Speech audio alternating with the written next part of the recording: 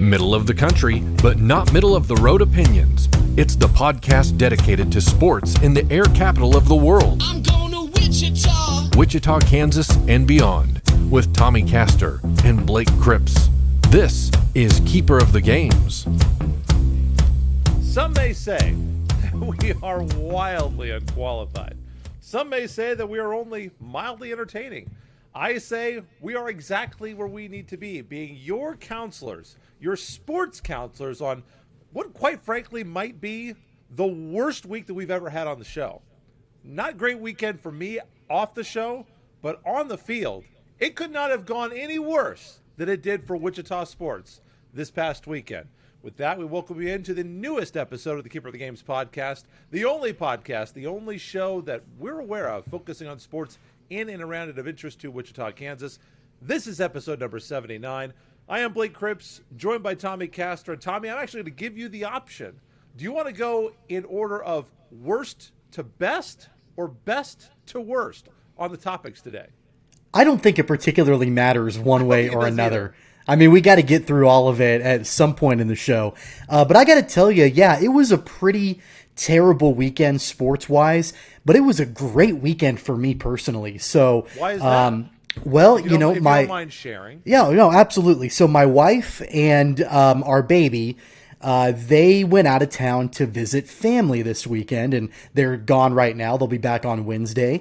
And I miss them. I miss our child. I miss my wife. But it has been amazing to sleep in bed by myself, to sleep all night long, to not be woken up.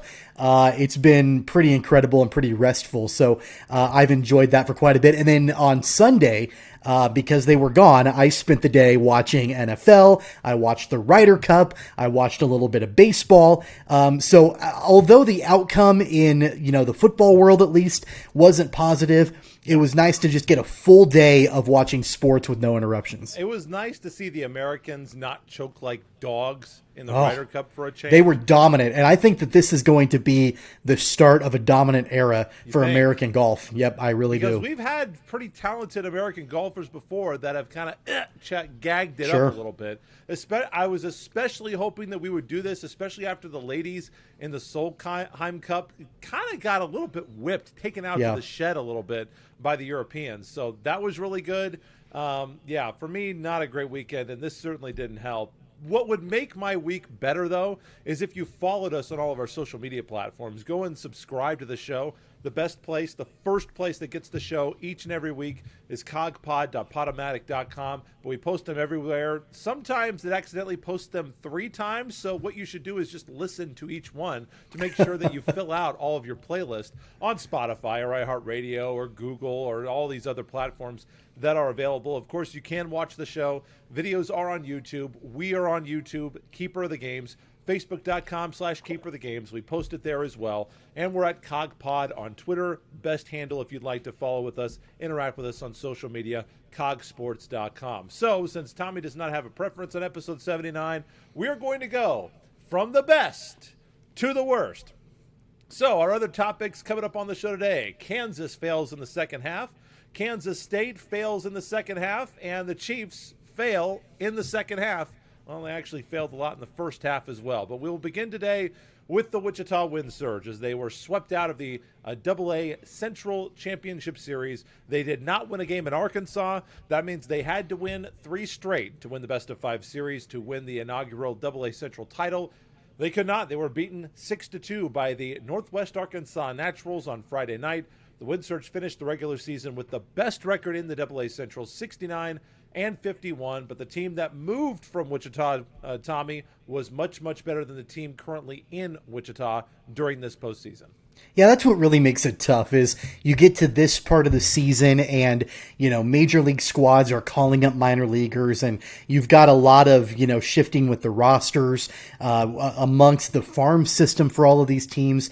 And then that's not to make an excuse for the Wind Surge, but you look at the lineup for the playoffs, and there are a few names that you recognize throughout the course of the season in Wichita, but there are a few names that I didn't recognize whatsoever, and I've gone to a handful of games this year and followed the team pretty closely. So disappointing for sure. I think what was most disappointing to me about what happened in the playoffs for the Wind Surge was the fact that they didn't pick up a single win.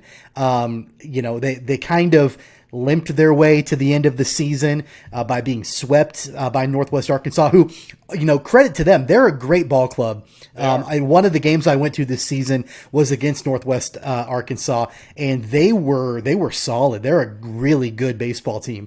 And of course the Royals have a really good farm system with, some guys that are going to be in the bigs for a long time, I think. But at the end of the day, it's our hometown team. You would have loved to see them at least put up a win, especially that first game inside Riverfront Stadium, the first playoff game in the first season for the Wind Surge. But I have no doubt in my mind that we're going to continue to see the Wind Surge play at a high level. Hopefully we see future playoff runs and maybe even a championship. The Surge started out strong, a solo home run by Jermaine Palacios in the second, but the Surge got a runner thrown out at the plate in the third after the Naturals had tied the game, and then it was all the damage really on one swing, Tommy, in the fourth inning, a grand slam for the Naturals. The Surge bullpen was actually very, very good in this game. 5 innings, just 1 earned run. Jordan Gore, Cody Funderbark, really good out of the pen. But for the Wind Surge, just not enough offense at all in this series. And the pitching that had been pretty good, and it was phenomenal, giving up just 1 run as they clinched their postseason berth just the week before. Pitching did not really show up at all in the AA Central. And in the best-of-5 format, it's so critical when you are the home team. I'd be interested to hear your opinion on this because this really bit the Wingnuts over the years a lot as well. Because you'll recall the Wingnuts, how many Central Division titles did they win? They just stacked them up there at Lawrence Dumont Stadium. But when they got to the postseason, not a lot of American Association championships. And I think that a lot of that has to do with the format where the inferior team gets to play 2 games at home to start the postseason. And so if you are the road team, the higher-seeded team, you have 3 straight home games to end the playoffs. It's not that easy to sweep. It's really not that easy to get 3 wins in a row. Winning 2 games in a row is very doable, especially when you're the home team. And so if you don't, as the visiting team, the higher seed, if you don't win game 1 or game 2, it's really, really tough to come home, even though you are at home and you've got all the home cooking, all the home fixings. I get that. But it is really, really tough to feel like you can sweep anybody. Literally every single baseball team, no matter what level, if it's Bishop Carroll, if it's Wichita State, if it's the Royals, or if it's the Wind Surge, you ask them when they're playing a 3-game series, which apparently they're going to play 6-game series again next year in the minors for whatever reason. But if you play a 3-game series, what will every manager tell you? Would you take 2 out of 3? Absolutely. Absolutely. If you win 2 out of 3, you're going to be one of the best teams that's ever played. And so I think the format, and like you said, Tommy, I'm not trying to make an excuse for the Wind Surge. They did not pitch good enough to win, and quite frankly, their offense was not very good either. They scored only 2 runs in this game. You can't expect to win with only 2 runs. They gave up the grand slam. They gave up a real big critical hit, and the Wind Surge did not perform with runners in scoring position in this series. They just didn't. But I do feel like the format, I don't know what to do about it because I understand why they've gone to these 6-game mega series. It's to limit travel because of the pandemic. I have a feeling, I don't know if this is good or bad for the game, I have a feeling this might stick long term, Tommy, just as a way to reduce travel cost and increase margins for the clubs, for Major League Baseball, because they're not in the mode of losing money at the Major League level now that they have minor league baseball under their purview. But you would love to see a 2-2-1 situation where you played 2 games at home to start the series, which is obviously a huge advantage for the top-seeded team, then go 2 on the road, then come 1 back. But the economics, even at the AA level, even at the AAA level, make that kind of difficult to pull off. Well, you hit the nail on the head. It all comes down to logistics. It all comes down to revenue and the cost associated with minor league baseball. At the end of the day, and this is not to discount the minor league level whatsoever, because there are so many different priorities, and it's important at varying levels depending on who you are. And that's something we talked about at the beginning of the year. We Sure, have to absolutely. judge this team differently than we will judge the Royals. But in the biggest way that you can analyze a minor league farm system, it's about developing the players for the big leagues. That's what matters first and foremost, right? And so everything else, unfortunately, is secondary to that. That includes pursuing championships. And I'm not saying that that's not important to the players and to the coaching staff. It absolutely is. You think about, the coaching staff for the Wind Surge. Their jobs depend upon whether or not, the team is winning, but also they're judged on how they're developing their players for, potentially, getting some service in the majors. So my point in that is there are not going to be a lot of situations where you're going to see things being done in a way that might make more sense for baseball, but less sense for the bottom line.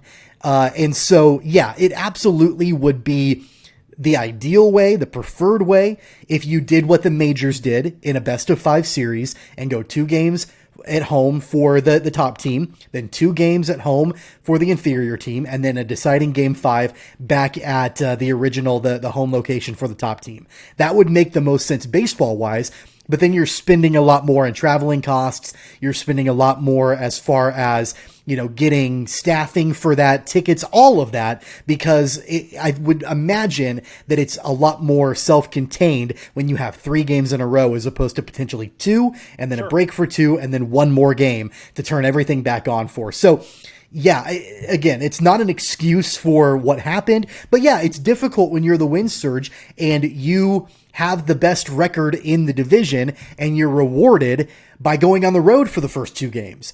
And then all of a sudden you find yourself in a hole down 0 games to 2, and you got to then win 3 in a row at home. That's going to be difficult to do. But I guess my point being, I wouldn't anticipate seeing anything like that change in the long run, because yes, the Wind Surge, they've got to make money. They've got to be able to show, that they're turning a profit, that they're not losing money, year in and year out. They've got to be developing their players. They've got to be working hand in hand with the major league franchise.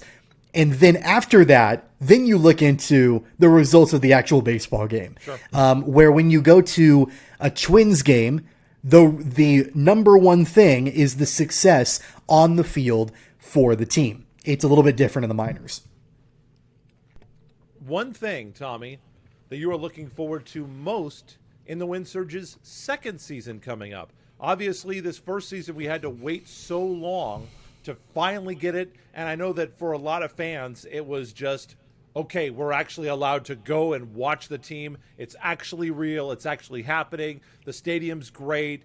They're putting on a good product, and to just go and get back into the swing of baseball. What's the next step that you want to see either from the Wind Surge or maybe from the city of Wichita or the fans? What's the next thing? Because I know that it's really important to you that this become not just a Wichita team, but maybe a part of the fabric of the culture of sports here in Wichita, becomes an institution the way that, Wichita State basketball has become, the way that Wichita State baseball, the way that, Bishop Carroll football, Derby football, those kinds of things. The Wichita Thunder? Sure, absolutely. Yeah, the Wichita Thunder. Look at all the Central Division championships they won, Central Hockey League finals that they played in. What's the next step for the Wind Surge to get to that level or start taking steps to that level? Because, to be honest, the biggest sample size we have is the regular season. In the regular season, this was a damn good baseball team. Yeah, I think it's a give and take. I think that the team has to be committed. The organization has to be committed. But then the citizens have to be committed. The fans have to be committed as well. I talked about it on the show last week about just, really desperately wanting this to work long term for the city of Wichita. It has to. I couldn't tell. It has to, and not just because of the financial investment that's been made, but just because of what a successful minor league franchise with a downtown ballpark can do for a city. I think about what Oklahoma City, what the Dodgers have done with the Bricktown ballpark over the course of that time. And that's been that's kind of the ballpark is the hub of kind of a entertainment district for Oklahoma City. And that's what I think Longwell had envisioned around. Yep. And I know that that's been delayed somewhat because of coronavirus, but I mean, I don't know. Maybe you know more than I do, but from my knowledge, there's still more. I always know more than you do. Well, I don't know about that. I won't give you a hot take horn on that. But my understanding is that's still part of the plan around the stadium and around the Delano district.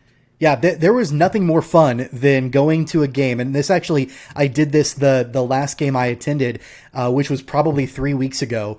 I met a buddy after work at the Monarch in Delano, and we, had a sandwich and we had a couple of beers, and then we walked to the ballpark, maybe 200 yards away from the back patio of the Monarch. And I thought, this is amazing. And if only this entire district could be developed around this, you've got the Delano district to the north, but everything else surrounding it, I think you've got an opportunity here, for it to be, big time for Wichita. But it's got to come down to community support. There can't be a scenario where now that the first season is under our belts and, maybe the honeymoon phase is over with or the shine has worn off a little bit. I think it might take a little bit longer than just 1 year.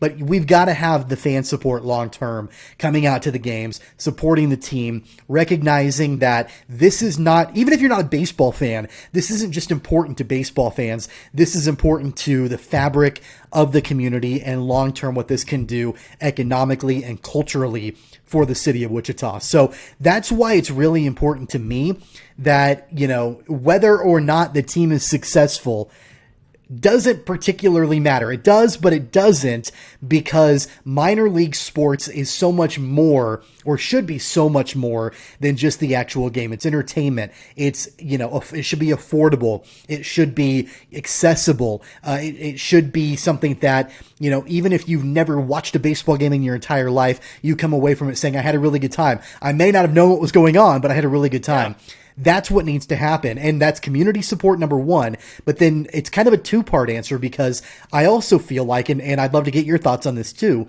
I really believe that in the first season, the Wind Surge, they experimented with some different things to see what would work. I think they were siloed in some areas where, they had some community partners, but they were probably a little bit limited on what they could or couldn't do, depending on it's the first season. We have to kind of be conservative on the way that we approach things.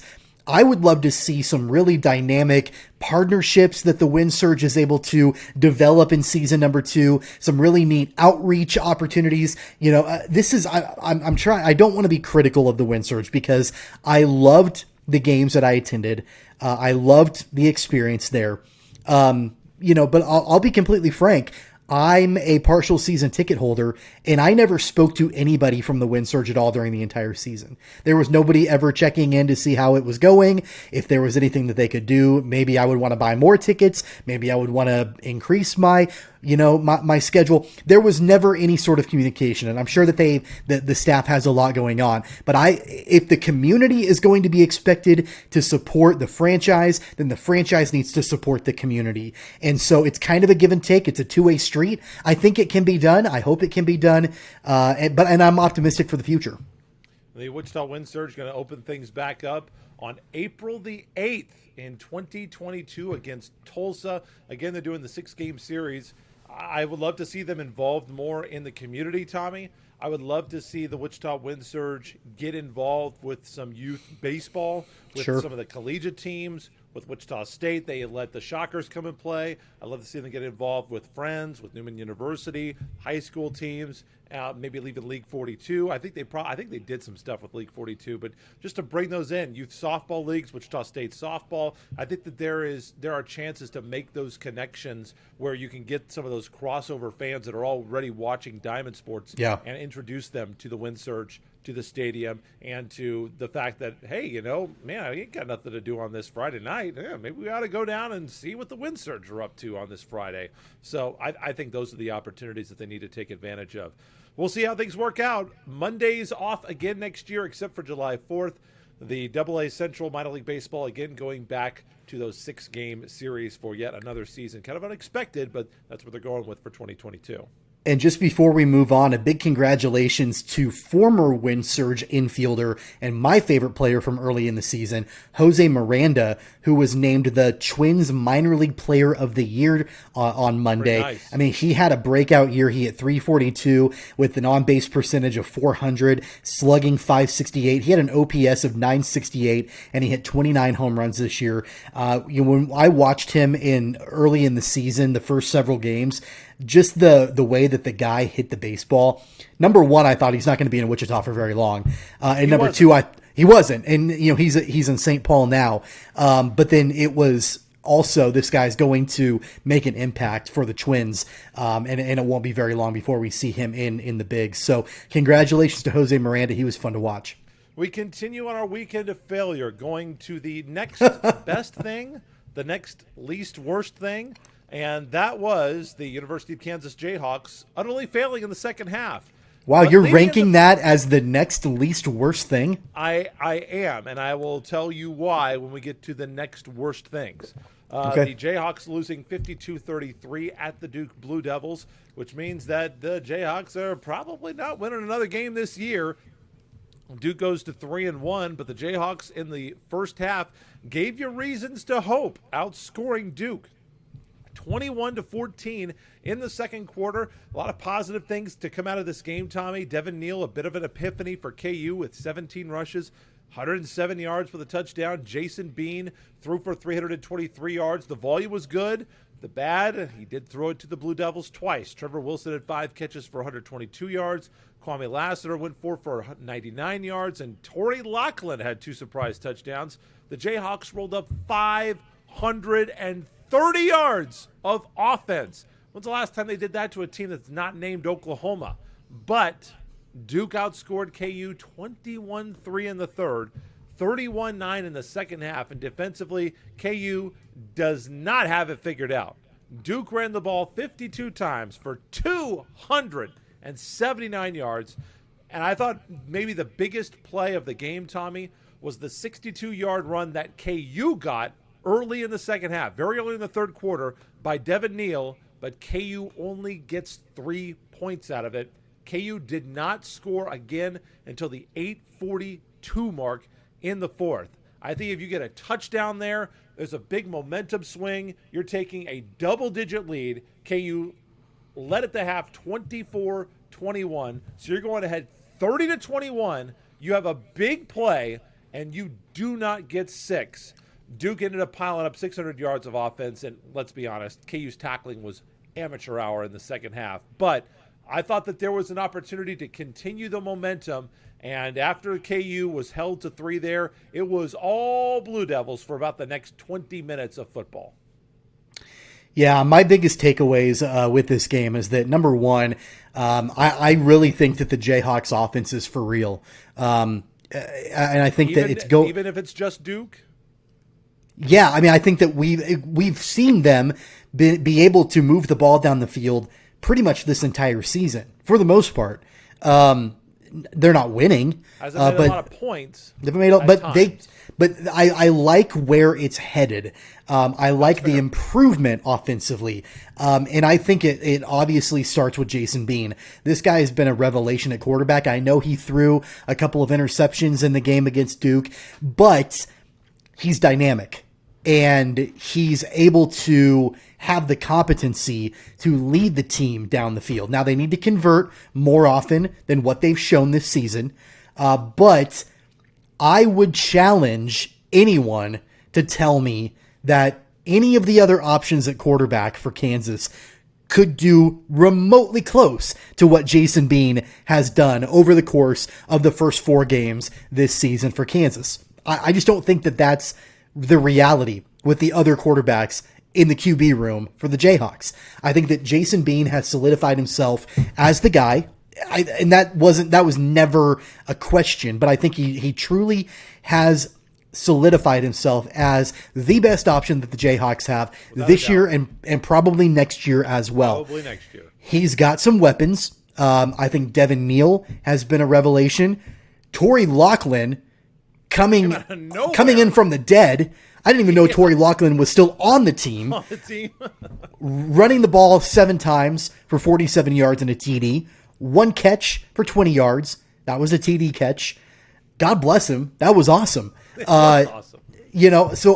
Will Kansas put up 33 points against Big 12 defenses? Probably not. But I do think that the Kansas offense is moving in the right direction. That's encouraging to me. I appreciate that, and I'm going to hang my hat on that. Because on the other side, of the ball, it is an unmitigated disaster. And yes, it is. Here's the thing, Blake. This isn't a surprise. This should not catch anybody off guard. No, it's really not. 5 weeks ago, I think it was 5 weeks ago, you said this was going to happen. I did. We did our college football preview. We previewed the Jayhawks, and I said Kansas will have the worst defense in the Big 12. They will give up so many yards. They'll have the worst defense, not only in the Big 12, but the worst defense in America. They've proven that to be true. And honestly, Blake, I don't blame them. Like, it's not something that I think, oh my God, like these guys are, they're worthless and whatever. They're just overmatched. They're overmatched with everyone.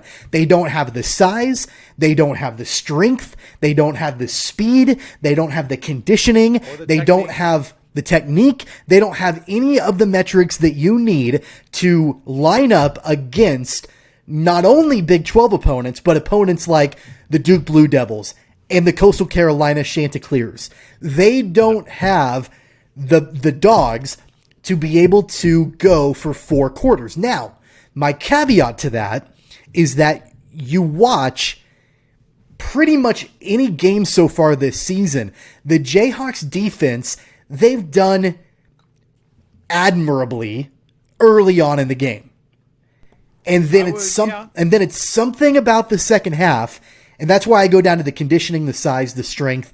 They don't have the stamina to last the entire game. I don't have this stat in front of me, but I would, from just my viewing of the games, I would love to know how Kansas has been outscored by their opponents in the third and fourth quarters compared to the first half of games. Baylor ran a semi over KU in the second half of that game, as did Coastal Carolina. Look at the halftime scores of all these games. Haven't they been all between like 1 and 2 scores? Sure. For all of them? And then the final score is like 1,000 to nothing. Yeah. So, it's the second half that's the problem. Do you remember when Samaje Perine was at Oklahoma?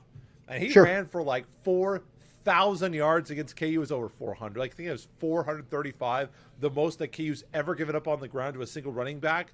Yeah. I'm worried that Breece Hall is going to do that on Saturday. Breece Hall might crack 5 bills against KU on Saturday because they're pissed off because the Cyclones lost to Baylor. So I think that they are going to come in and absolutely – well, they're not going to come in. KU's going to go there, and they're going to get KU back on the bus, and they're going to run the ball down KU's throat. I think Kansas State might crack 400 against these guys as well because the Hawks cannot stop the run. Are you concerned at all about the coaching? Because what do we say about adjustments after halftime? Andy Reid gets all the credit in the world, and we'll get to him in a minute, talking about the Chiefs and the adjustments they made to give themselves a chance in their game. But adjustments after halftime are a sign of coaching. The attitude and the body language from what I've seen, from what I've listened to on the radio, Coach Leipold mentioned it after the game in his post-game that he feels like it's all positive. And I don't disagree with that. I don't discount that at all. But KU has been awful in the second half of these games, and we typically say that's when your adjustments come in. You got 20 minutes in halftime to make adjustments. KU has not made the right adjustments after halftime. Either that or, as you've mentioned, there's a serious conditioning issue on the defensive side of the ball. I mean, let's be honest. The offense wasn't very good. Outside of that one drive, what did KU do offensively in the third quarter of that game? Really nothing. And that's when you're playing anti-complementary football, when you have a defense that doesn't play well in the second half.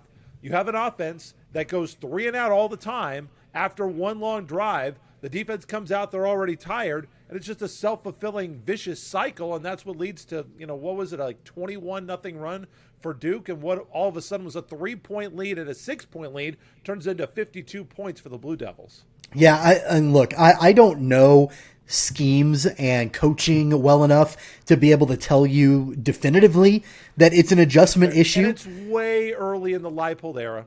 Right. Way early. And I get everything you already said, that they don't have the guys. They've got to. I mean, he didn't really even get to recruit any of these players. I totally understand all that. It's a fair point. Yeah, so I don't think, and I'm not comfortable saying, yeah, they're just not adjusting the way that they need to at halftime. I just go back to, saying they don't have the personnel to be able to match up. That's fair. To be able to match up on defense, and even on offense to an extent, but primarily defense, for 60 minutes. Maybe they can for 30 minutes, but they can't for 60 minutes. And that's going to come, in my opinion. I believe it's going to come. The reason that I believe that is because I've seen markedly improvement from beginning to now, in my opinion. And so I want to continue to watch it. It's going to be brutal for a while. There's no doubt about that, but it's not a surprise. We knew that coming into the season. We've known that for the last decade. It's going to be rough. And go ahead. Yeah, so it is what it is. Yeah, Kansas going on the road to Iowa State, FS1, 6:00 on Saturday. I'm the biggest crimson and blue football fan there is. I'm predicting a bloodbath. Well, and Jayhawks. I think that's going to absolutely be the case because, I don't know, I've got egg on my face for crowning Iowa State as the Big 12 champions at the beginning of the season. I wasn't that far off the limb from you. I picked them to win the league as well. Yeah. However, talking about the Big 12 in general, Oklahoma doesn't exactly look like the national championship of Bob Stoops' day, as they barely escaped West Virginia on a field goal in Norman. So let's not go ahead and crown Oklahoma as the greatest thing ever because they look vulnerable right now. Yeah, they're struggling big time, and Lincoln Riley, I think, knows that, and isn't thrilled about the way that the Sooners are performing. Should be thrilled. And here's the other thing, too, is that, you look at the Big 12, and I hate to say it, because I was down on them before the season started. I think Texas is the best-looking team in the Big 12 right now. They crushed Texas Tech. Oh, my God. They ran all over the Red Raiders. I think Oklahoma looks vulnerable. I said they had no chance. Not at all. I didn't think that Steve Sarkisian's first year, he would have any chance to make any noise whatsoever. I know it's early in the season, but he's proven me wrong. OU looks vulnerable, and Iowa State has lost a couple of games, the one against Iowa and then against Baylor for sure. So, but to your point about the bloodbath, Iowa State has got to be pissed off. Matt Campbell has got to be the most unhappy man in the Midwest, and they're going to let it all out against the Jayhawks on Saturday. This year. Yeah. This was the year. And honestly, you look at how Oklahoma's playing, you have to look at Iowa State and say, they can get that team. Yeah. Oklahoma's a very gettable team. You lose the Cyhawk. Iowa's the number 5 team in the country. Who cares? You lost Iowa. Iowa State loses to Iowa 90% of the time, whatever. Yeah. You can't lose that. That Baylor team, I haven't watched a ton of Iowa State. Maybe Iowa State is just all smoke and mirrors and not actually good at football. But I cannot imagine that I'm going to look at Iowa State and say, oh, yeah, Baylor beats them by 3 all day. Maybe I'm wrong. We'll see. I will be watching the game on Saturday. I know it's dangerous to always, take – and I hate it when people do, well, this team beat this team and this team beat this team, so that means this one beat – additive property. Right. But if we're going to use that property, Baylor beat Kansas 45-7. Baylor beat Iowa State by 3. I think Iowa State can beat Kansas by 50, if not more. Yeah, I think that they will have some motivation to do so as well. Once again, if you want to catch it, I'm probably not going to – I don't think I have the stomach to watch it live. I'll be watching on the tape delay, but FS1, 6 p.m. on Saturday. The next – now we're getting into the bottom 2 of the worst things that happened on Saturday in our listening area. Kansas State falling out of the top 25 just as quickly as they fell into the top 25, and a 31-20 loss to Oklahoma State in Stillwater on Saturday. Kansas State led 3-0 and 10-7, following him in Malik Knowles' 98-yard romp into the end zone on a kickoff return for a touchdown. but it was the Kansas State defense and a horrible, absolutely god-awful turnover that really put the Cats on their heels. OSU went on a 21-0 run in the first and second quarter over a 7.5-minute span. OSU plowed down the field in their next drive after Kansas State took the lead. Then Knowles got stuck at the 7-yard line on his next kickoff return. Will Howard fumbles the ensuing snap into the end zone where the boys recovered. Howard hurt on the play, returned for a series in the second half. It was mostly Jaron Lewis after that. Another easy scoring drive for OSU made it 28-10. They eventually led 31-10, 31-13 at the half. And Kansas State defensively, I said that it was some of their blame. I'm going to take that back. It really wasn't Kansas State's fault, to be quite honest. They shut Oklahoma State out in the second half, and that was still not good enough.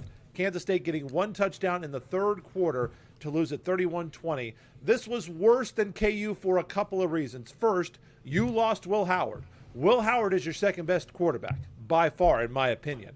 Lewis is not the guy. And we don't know if Howard's going to be back or what his situation is, what it looks like, but he apparently is just as injury prone as Skylar Thompson. And number two, it was the same reason you just talked about, Tommy.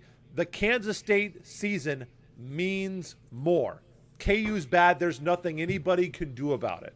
Kansas State had aspirations of reclaiming a top 25 spot this year, of being a top 3 team in the Big 12. That was in their grasp. If they beat Oklahoma State, they're probably inside the top 20 today. And quite frankly, watching that football game, Oklahoma State wasn't really that good. Kansas State made some critical errors. Oklahoma State took advantage, and the offense, despite the defense turning things completely around in the second half and shutting them out, they did not have anything that really made me feel like Oklahoma State was really going to even be threatened in the fourth quarter. They had a nice drive in the third, but in the fourth, watching that game, just watching the play calling, I thought, they're not going to win this game. They don't have any way to stretch Oklahoma State or make them feel threatened at all. Oklahoma State gets the win by 11 points. Wildly disappointing, considering that you have the second best running back in the Big 12 in Deuce Vaughn behind Breece Hall, and you couldn't get him going. 13 attempts, 22 yards on the ground. He averaged 1.7 yards per carry in that game. He should be the threat. You just mentioned Kansas State had nothing that they could do to threaten Oklahoma State whatsoever on the offensive side of the ball. And I recognize that you're down to your third string quarterback at this time, but you should have a legitimate threat in Deuce Vaughn. Now, I recognize that defenses are going to zero in on him, especially considering that there aren't a whole lot of other weapons otherwise. And I do have to give Deuce Vaughn a little bit of credit. I think he caught the ball 5 times for 73 yards and a touchdown. So he was effective somewhat in the passing game. But Deuce Vaughn is a running back, and he's a damn good running back. And the fact that Chris Kleiman couldn't get him going, for whatever reason, is unacceptable. And that's a bad look for the Wildcats as the Big 12 season continues, especially with question marks around the passing game in Manhattan. You've got to rely on Deuce Vaughn. Now, maybe he just wasn't effective because of the scheme that Oklahoma State set up defensively against him. Maybe he wasn't effective because, I don't know, there's a myriad of reasons as to why he didn't have a Deuce Vaughn-like game. What's your reason? My reason is, look at the wide receiving core. Deuce Vaughn, again, was the best receiving option for Kansas State. And let's be honest, 55 of those yards came on one play for the touchdown. He had 5 catches for 73 yards otherwise. Who else is on this team to catch the football? Malik Knowles had 3 balls, maybe more. I don't want to be too critical. It looked like he had 3 balls that were just flat-out drops. I know people are going to get on the quarterbacks, say Jaron Lewis isn't good, 10 of 19, interception. Will Howard was 4 of 12. He was awful. There were a lot of balls that were catchable. And when you have the quarterback come in that's not your top guy, and everybody understands that Will Howard's not the top guy, and Jaron Lewis sure as hell ain't the top guy, your wide receivers have got to make you a couple of plays. And quite frankly, I thought that there were a number of plays, a number of situations where the line protected well enough and that the receivers just honestly could not get open. But see, I'm going to disagree with you a little bit here, because when you've got your second or third string quarterback in there, I know people always criticize a football team being one dimensional and relying too much on one facet of the offense. But when your star is the running back, and you have your third string quarterback in, and you have wide receivers that are either ineffective or you can't trust them, then throw the game plan out the window, stop being balanced, and give the football to your workhorse. Give the football to the guy that you know can create plays. He's a playmaker. He's dynamic in the backfield. Why are you having your third string quarterback throw the football to receivers who are going to drop the pass? Just give the damn ball to Deuce Vaughn and let him do his thing. And that, the fact that Deuce Vaughn only had 13 touches in this game is criminal. It's criminal. Kansas State football teams historically have been built on solid defense and typically a pretty solid running game. Now, that could be with the quarterback or any combination of running backs. But Michael Bishop would beg to differ. I hear them on the other line. But I'm just saying, like, that's what the foundation of those Absolutely. Bill Snyder successful teams were built on. The fact that I'm going to say it again, the fact that you have the second best running back in the Big 12, and he's only getting the ball 13 times, and he can never really get going, and you would rather have your third string quarterback throw the football around, doesn't make any sense to me whatsoever. I thought that the play calling at times in the second half was pretty rough. There was a series that they got a pretty decent gain on, like they had a motion of a wide receiver, and they ran kind of an end around and got about 7. And then they ran like the exact same play and got 2. And then they ran like the flip of that play and got -1. Yeah. Like I thought the play calling was kind of rough. They got a little bit unlucky. I thought the targeting was pretty soft. And listen, there are a lot of Kansas State fans who are on social media always reading and say, "Oh, this isn't targeting." It was targeting. What I will say in Kansas State fans' defense is there's literally no fan on the planet that wants that targeting, that play, that call called on their team, because quite frankly, he is trying to make a football play. He is 100%. He is not launching with the intent of trying to lay this guy out. For me, that can't be targeting. It just cannot be targeting where you're taking guys out of the game. That play has to be allowed, or at least not get guys suspended out of the game. And that out of bounds call on that reception by Oklahoma State in the second half was quite frankly horrendous. I have no idea how you could look at that freeze frame and say that he was inbounds and say, "Oh well, the call stands."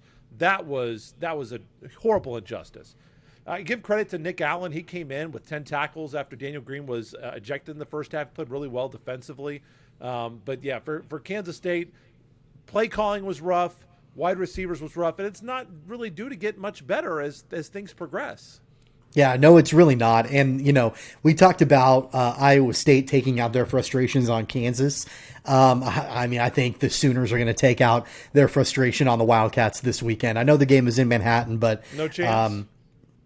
Beating them 2 years in a row. Yeah, but I just don't think that with the struggles from last week offensively, I don't like the Wildcats' chances in this. Could they do it? Sure.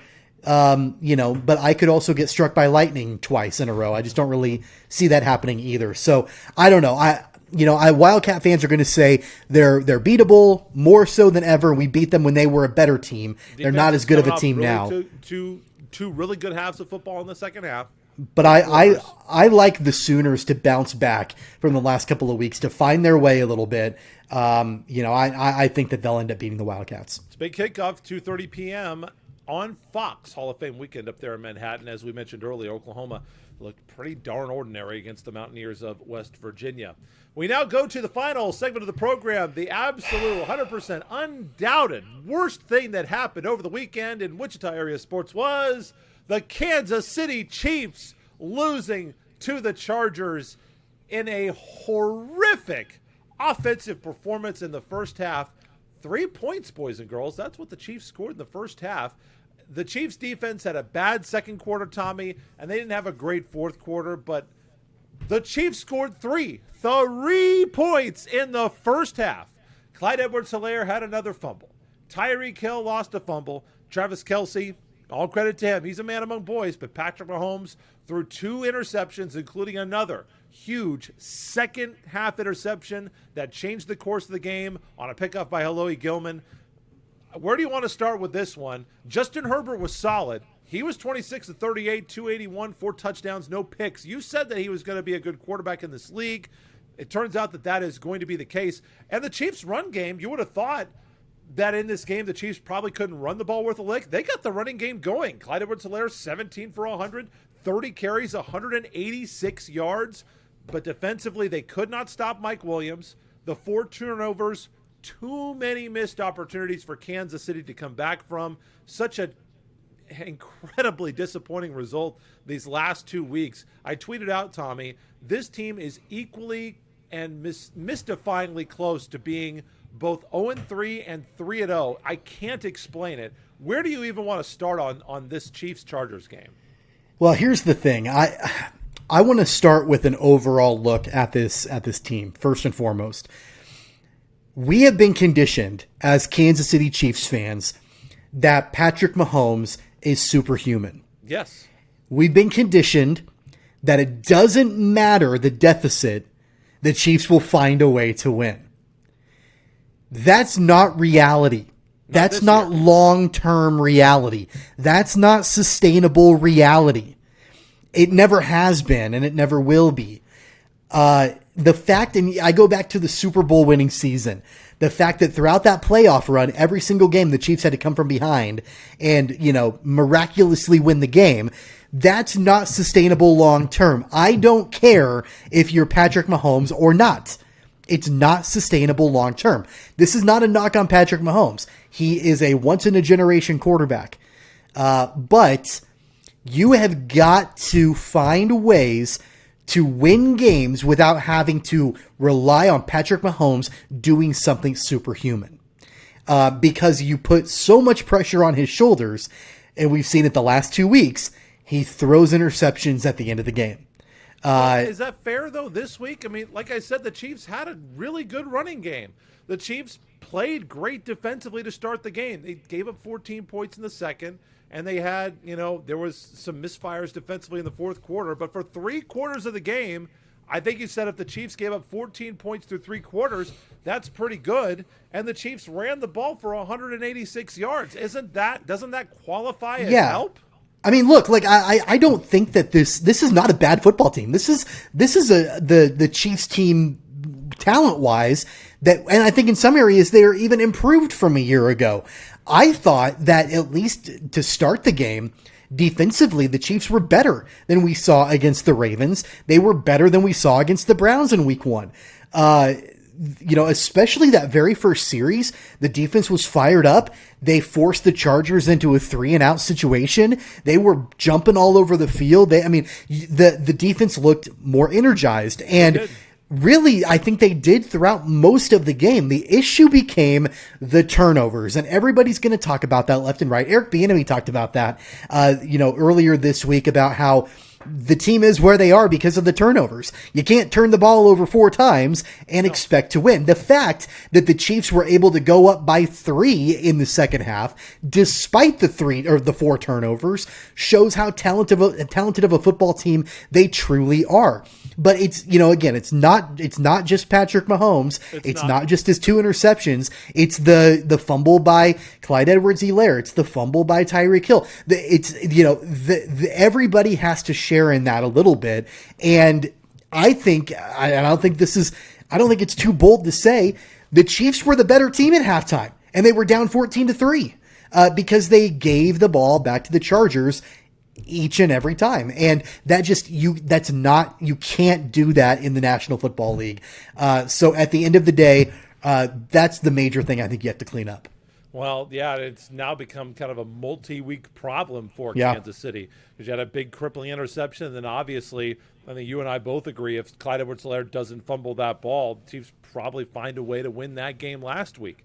And so, 4 turnovers is going – if the turnover problem continues, this is going to be a really, really disappointing season for Kansas City. And I want to address something here that I saw all over social media on Sunday after the game was over with. That I think is the most asinine and ridiculous take when it comes to the Chiefs that I've seen in a long time. I can't wait to hear this. Kansas City fans, and I'm guilty of this from time to time, Kansas City fans love to make excuses. They love to throw all the crap at the referees anytime something doesn't go their way. And I'm sure that that's the way that it is with fans of every team in the National Football League. Sure. But all I saw after the Chiefs lost were people criticizing the no call for pass interference on the Hail Mary to end the game, and how I think it was Travis Kelce being pulled down to the ground and the ball falling to the turf and no flag on that. That happens all the time, even though it should have been flagged, but that happens all the time. But the point is, and I made this point on Twitter replying to a friend of mine that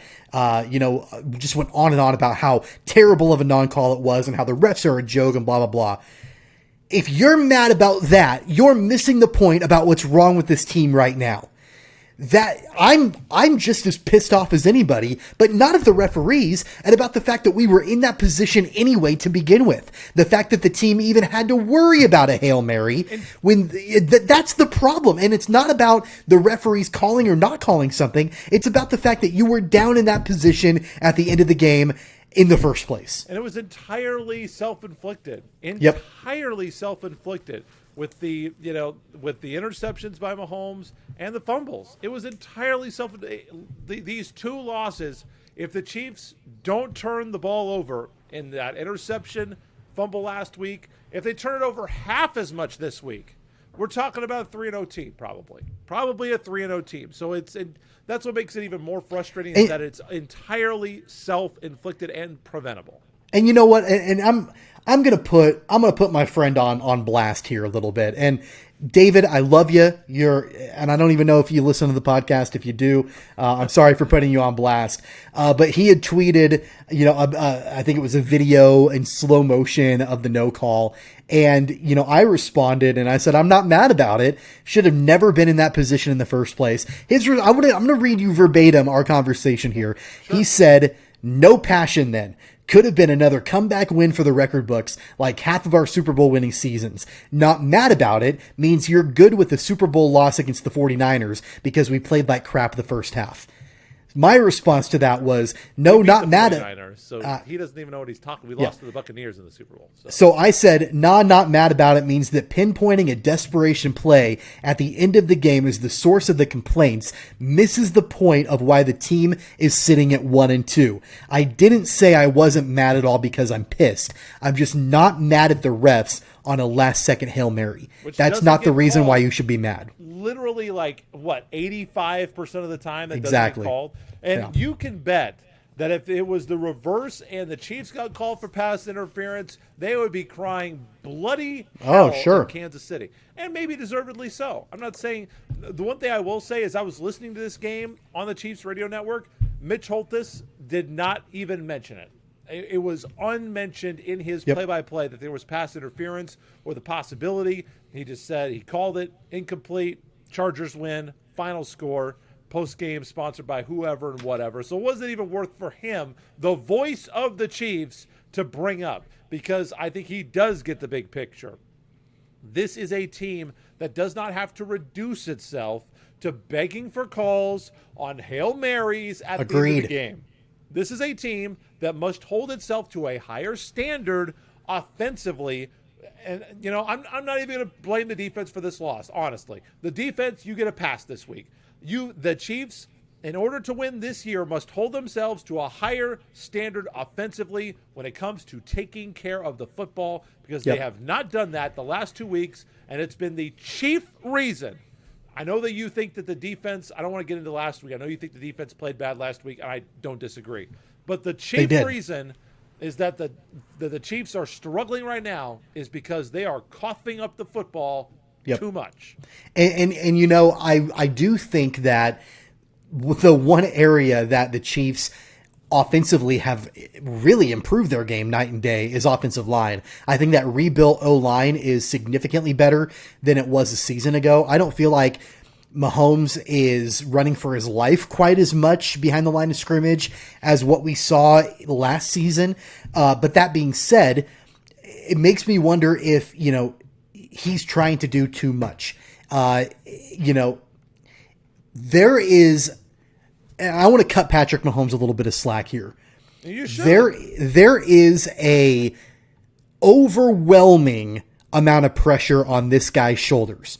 He's got the hopes and dreams of this franchise, and he has since day one, and that's not going to change anytime soon.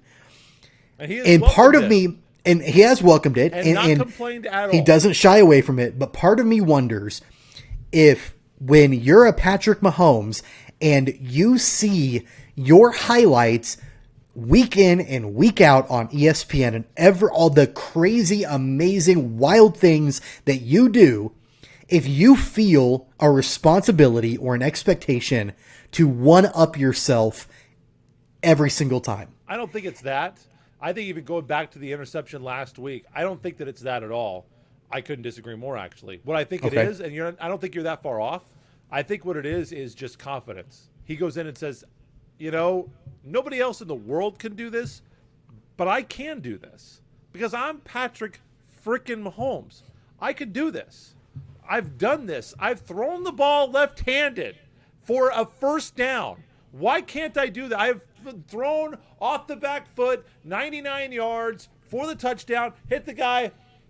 See that on the camera? Boom, right there in stride. I've done that. I'm Patrick Mahomes. Who are you to tell me that I can't do anything? Which, I agree. Who are me and Tommy to tell him he can't do anything? True. But that doesn't mean that he just shouldn't have knowledge of the time and score. And believe me, if this is coming off as Patrick Mahomes is a bum, get rid of him. No, not at all. Please, hire a sniper to come through this window here and put me out of my – because that is not what I mean. But here's the thing. Not what I mean. Here's the thing. You're absolutely right. The problem is when you watch full Chiefs games week in and week out, there have been plenty of plays over the 4 years that Patrick Mahomes has been quarterback that he's made a crazy move or thrown a crazy looking pass and it hasn't been completed. And that's okay. And you go back to the huddle and you do it again. The highlights are obviously the ones that are completed, that go for touchdowns, whatever. This is the first year that those passes that are not being completed are actually kind of hurting the team. That's never happened before. It's never happened before this way. And so this is uncharted territory for Patrick Mahomes. And I'm kind of excited to see how he responds to it. He's the leader. He's the unquestioned leader. And things have been, I don't want to say easy for Patrick Mahomes because nothing's easy in the National Football League.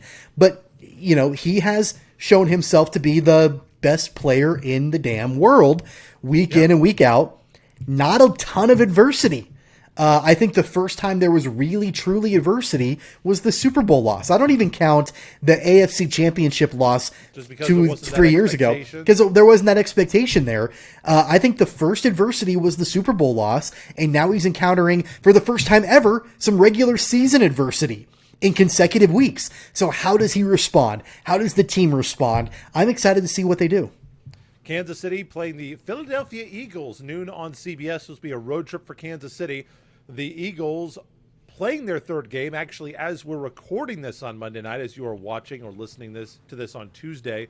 They've got Monday Night Football tonight at the Cowboys of Dallas. So that is our show. We've went from the best thing that happened to the worst thing that happened. Hold on. One more thing, Tommy? Hold on. We can't move away from the Chiefs. You want to talk about Andy Reid? No. Well, obviously, yeah. Let me mention Andy Reid real quick, and I'll let you get to it. Adam Schefter, Andy Reid has missed some of his press conferences. He was actually taken to the hospital. It's just a precaution. Chiefs have come out with a statement that it was just a precautionary measure. He was feeling sick, but in good spirits after the game. And it was an illness because of how the Chiefs were playing. Right. He is expected to make his normal media appearance before the media on Wednesday ahead of the road trip to Philadelphia. So apparently all is well. Obviously, there's no bigger fan of Andy Reid on this in the world than the people on this program. So we're really excited to see Andy Reid back. Well, what's your addition here? The addition segment's coming up. Well, but it's about the Chiefs, and so I don't feel like we can move away until we talk about this. And I'm surprised. Maybe you didn't see it today, but the Chiefs, according to sources, are going to sign Josh Gordon to come in and be a wide receiver for the Chiefs. He has been reinstated. I did not see that. He has been reinstated by the NFL, according to Adam Schefter and other league sources. As soon as he is reinstated, which I believe he officially has been, he intends to sign with the Kansas City Chiefs, which in my mind... just broke about 3 hours ago. I see that. Which in my mind tells me all that I need to know about how Kansas City feels about the wide receivers behind Tyreek Hill. Tells me all I need to know about Mecole Hardman, about Demarcus Robinson, about Byron Pringle, about Marcus Kemp. Marcus Kemp had a big drop on Sunday's game that was, pretty brutal. I don't know. Your thoughts on Josh Gordon coming to Kansas City? The biggest thought that I have, it shows me how serious the front office is about staying competitive. They are willing to stretch a little bit. They're willing to go in a different direction, think outside of the box. And there have been a lot of guys who have said that, Gordon probably should have been playing in the league a little bit earlier than he was. And I think that this is a good move for Kansas City. I like Andy Reid's leadership. I like the idea of Eric Bieniemy being able to use him as a puzzle piece to figure things out. And when you're working with the best quarterback in the world, that's what signing Patrick Mahomes long-term does for you that you can't put a dollar amount on. It says right here, ESPN's Adam Schefter reporting, Gordon had multiple teams contact him and express interest in signing him, but one of the attractions of playing Kansas City was making it a long-term stop and spending multiple seasons there. Why? Because you get Patrick Mahomes and Andy Reid, and apparently Eric Bieniemy because he's too stupid to be a head coach, according to the rest of the NFL. Go ahead and keep thinking that, NFL. We'll keep him as long as you're stupid enough to not hire him. When you've got that three-man brain trust in Kansas City, if you're a free agent wide receiver, of course you want to go play for Kansas City. I mean, maybe you can say Tom Brady in Tampa Bay, maybe he's going to play till he's 50, like people have rumored that he's trying to. But if it's not Tom Brady, who else are you going to rather play for? It's got to be Kansas City. Yeah, a couple thoughts I have about this signing. I was actually, when I first saw it, I'm like, why? Like, that's ridiculous. But the more that I thought about it, the more I warmed up to it a little bit.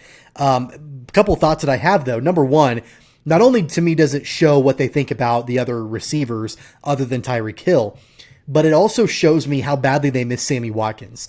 And it's surprising to me that we're talking about Sammy Watkins being a guy that you miss in Kansas City because of how up and down he was during his tenure with the Chiefs. However, they've not found a solid number 2 receiver to take attention away from Tyreek Hill. After what Tyreek Hill did against the Browns in week 1, the defenses of the Ravens and on Sunday, the defense of the Chargers zeroed in on Tyreek Hill and pretty much shut him down. And there's not a viable number 2. I have desperately wanted Demarcus Robinson to be a star in the NFL for a long time. He's never materialized. Mecole Hardman is really fast, not as fast as Tyreek. He's really fast, but he's prone to drops. I think Byron Pringle has the potential, but he's raw and unproven. So to me, I think the Chiefs are missing a Sammy Watkins type guy to take more attention away from Tyreek Hill. And then the other thing I think about is that Andy Reid is known for taking on projects of guys that have had problems in the league in the past with varying results. The most recent example is Le'Veon Bell, who, really couldn't find a place to stick around, had some controversy surrounding him, and unfortunately he didn't pan out in Kansas City. My only thought about Josh Gordon is hopefully, and I don't know what the terms of the contract will be, hopefully it's a low risk, low rewards or high reward signing for the Chiefs where they're not spending a lot of money, because Josh Gordon, while supremely talented, has proven himself to have controversy following him wherever he goes. So I don't want him to be a distraction on this squad. And ultimately, I hope that he's able to stay out of trouble and resurrect his career. Chiefs at the Eagles, noon on CBS coming up on Sunday. Once again, the Eagles playing in Monday Night Football tonight at Dallas. One last piece of business to get to. It is time to go ahead and hit the music. Time for our Wichita Whip Around. It is the best of what we saw in Wichita sports this week that maybe we didn't have time to get to on the show. Tommy, we will start with you. Bring us your Whip Around story. Yeah, so I figured that you will probably, I'm guessing, have an update on high school football around the metro. Ding, ding. But I did see this story last week that was interesting, and I don't know if you knew about this, Blake, but apparently there are new rules in place for attendance at football games in the City League. So beginning immediately, high school student attendance will be limited to students from the two competing schools, and all students must have their student IDs available in order to get into the game. Apparently, middle school and elementary school students have to be accompanied by an adult, and students may not be dropped off at the game to attend without a responsible adult present. Apparently, there have been some behavioral issues, some incidents that have gone on at City League games, I think from students from other schools that are trying to attend. And I know that the City League is just trying to crack down on any sort of negative situation that can happen at one of the games. So I found that interesting, and ultimately that's, I guess, kind of the world that we're living in right now.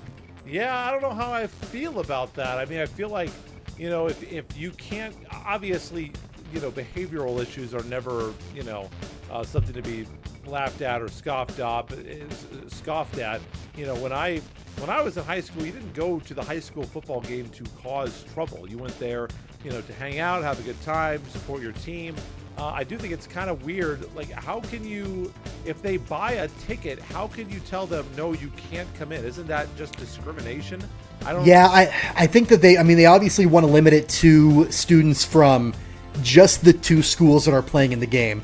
Wendy Johnson, who's the spokesperson for the district, said, her quote was, "The concern is that there were young people that weren't from competing schools that for whatever reason felt it was a good idea to show up and bring behaviors that we aren't going to accept from any students." So apparently security measures will still be maintained with Wichita police and security, school resource officers, things like that to try to keep the peace during the games.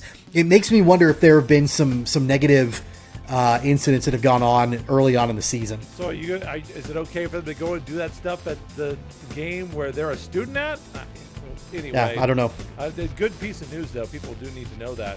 In high school football from last week, Bishop Carroll went on the road. They beat Dodge City 38-23. Heights over West 54-20. North beat South, South beat North in the Civil War 70-0. Cape and Mount Carmel dominated Great Bend 42-7, and it was Northwest 56-0 over East. So, boy, the Blue Aces not quite for real this year. Not much change in the City League standings. Cape and Mount Carmel, Bishop Carroll are still 3-0 and 2-0 atop the league rankings.